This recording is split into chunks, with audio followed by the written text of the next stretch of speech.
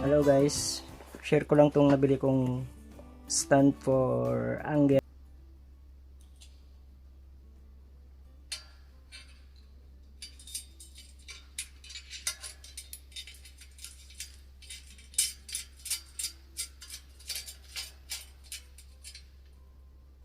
Tapos yung isa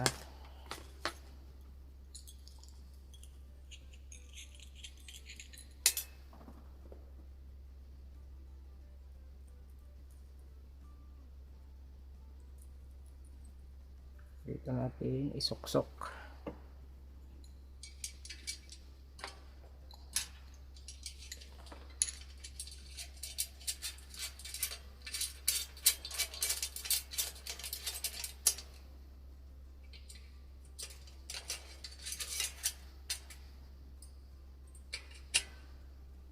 Yan. Ang kasunod ay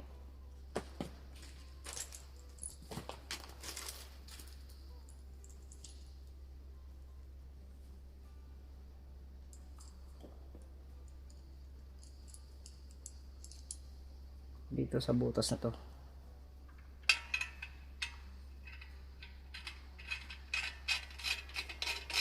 Yan. Yan naman mahirap guys i-install kasi pag may mga size kasi itong mga mga bolt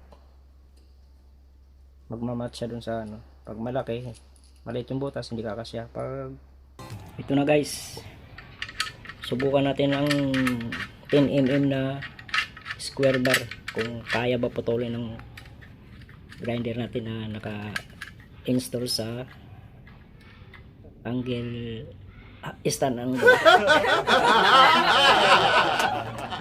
On natin.